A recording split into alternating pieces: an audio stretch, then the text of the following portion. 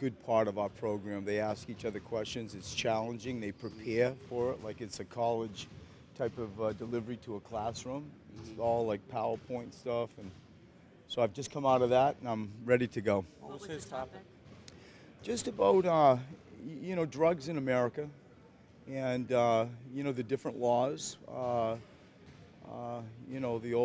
The epidemic versus legalization versus abuse versus it was interesting to open it up even to our foreign guys, like what goes on in Spain or Croatia, Australia, Canada. It's a great conversation. You know how much I love this part of trying to grow a program, and it was very open, and people had different opinions on it, and it inspired good conversation. Is it good to get away from basketball sometimes? Like, do you find doing that? Maybe even this particular timing of the season and how things are going. Is that the big thing on your mind? It leads me. Things like this morning lead me into how I want to and what I've learned, how I think best to handle this time of year. Because 4 years in a row now, we've gone through this type of period. And that forum lets me more easily sort of segue into how I really see this time of year. And that's a portion of it. Staying together, interacting, keeping your minds free and understanding the reality of what we're about to get into, about to go on the road in a minute and like those types of things. But it lets me segue more cleanly into how I really, after 4 years of doing this, see the world in relation to post All-Star break and trades, etc. What did you guys do basketball-wise today? Well, we haven't begun yet. The day started with team breakfast, we call it. Sean was the architect of the topic. I gave them sort of a State of the Union of what's coming up. Sean then ended it with his topic. They went for 20, 25 minutes. It was fantastic. Now we have two groups. We have a group that will be doing lots of script, new guys, running plays against the coaches. Then we have a group that plays heavy minutes that will be getting a lot of rhythm shots out of our structure. And then there will be a section where the whole group lifts. And so it's very sort of bucketed up based on a need basis with who they are. And that's the rhythm of the day. Some could look at, like, you go 11 for 14, 11 of your next 14 are road games. All the movement that you have with the roster, the way things are now, people might look at it and say, oh, God, look at that. How do you look at it? I look at it very clearly in my eyes. The first thing that I'll tell everybody is bunker down. Fans, media, players, that we've done this for 4 years. We completely understand what's around the corner. You got 11 games out of 13, I think, that are on the road. 8 of those 13 are playoff teams. 2 of those are last year's finalists, played in the championship.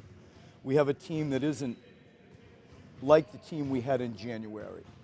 And we've navigated post All-Star breaks with trades and injuries many times. We are experienced dealing with this environment.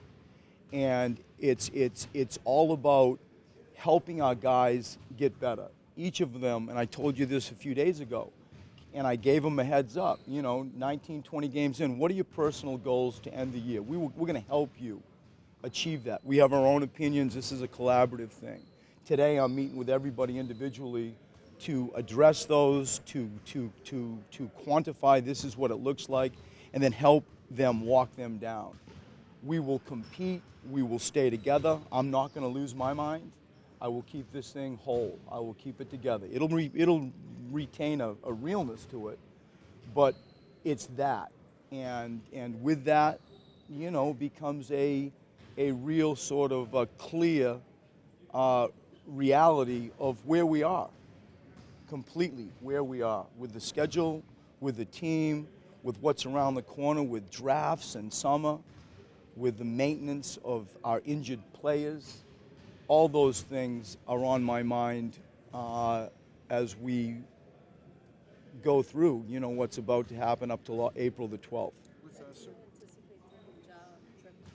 We do, yes. And as far as, yes, I believe that he will, but I think Mike, after I'm done, Mike will come and give everybody a more, I suppose, informative lay of the land medically, but my gut feel is that we will see him be on a court on this road trip. Do you plan to have? this season, how is Sergio grown? I think that he's improved all over the place. We are on him daily with his defense, and I think that him guarding NBA point guards and sort of the scrutiny and the harshness that I have coached him, that we have coached him, where it's just, never sort of let it go mentality. I think that he's improved because he is prideful. He's just been challenged personally in a big way every day.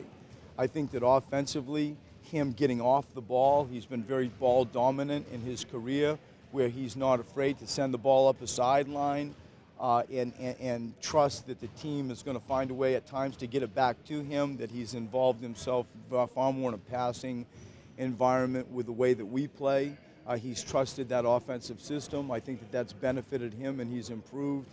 And I just feel that even at his age, he's found levels and areas to improve in, even at 30 years old. Was he a guy that stood out to you even from those early days in Portland? I know they had some good young talent on those teams, but do you remember him making an impression upon you back then? I don't remember him at all in Portland. I remember him a lot with my international days, and following him in the Spanish team, I have far more of a connection in regards to remembering what he did and who he was through that lens more than what he did, back in his Portland days. And he's always been, sort of a water bug, fun, creative, get the crowd going, make big plays, make big shots, throw a look-away lob type of guy. What we've tried to do is grab whatever solid means to people to have it be more solid on NBA terms, defensively, offensively. And I think through that sort of instruction and us completely staying on him daily, I feel like he's gotten better. Is there anything defensively that can happen to bring it up? I know with all the changes it's gone down. With Sergio or the team? Team.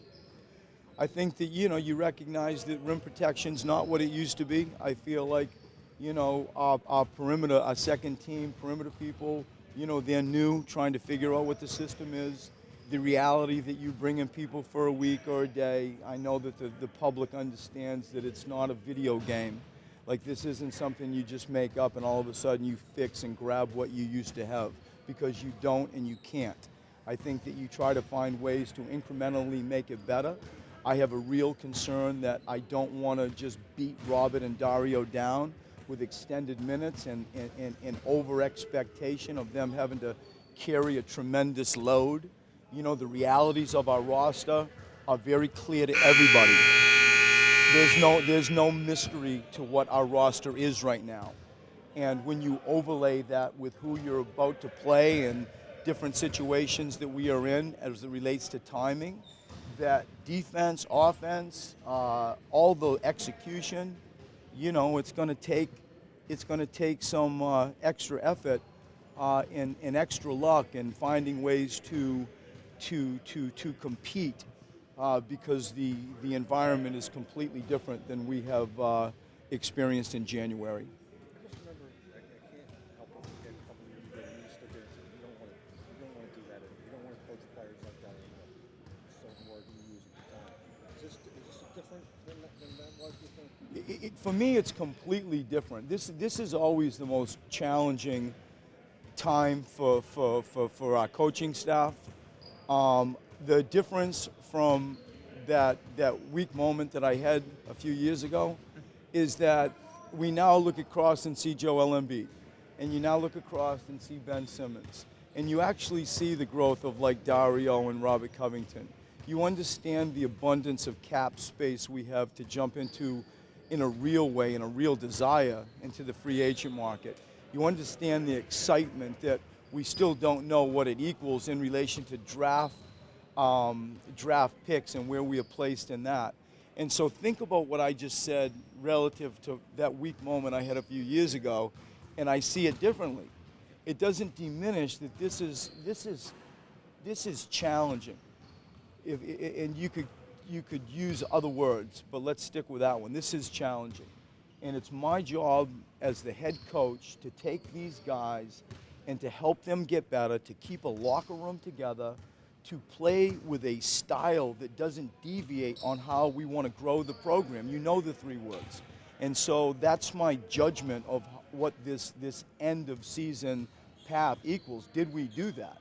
And, you know, for those reasons, it's different than when I spoke a few years ago.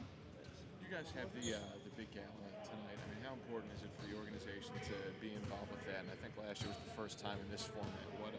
What'd you take away from the evening? I just think it's a part of when you choose, and it's part of my, you know, my goal when I came here, is to try to have parts of a calendar that equal culture. They're just annual events that we've been able to build over the years, and we have 4 or 5 of them that we've initiated and started, and they'll continue to grow, from family days to gala events to coach the coaches to clinics for the city. Like, it's just cookie cutter. You don't need a lot. If you go 5 to 7 of those things sprinkled, you know, annually throughout a calendar, you know, the front row dinner that we have, that we put on for our front row season ticket holders, those types of things, then you build a culture.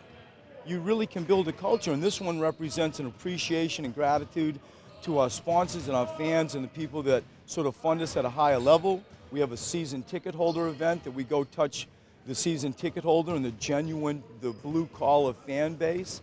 And stuff like this is how you grow a program, how you grow a culture.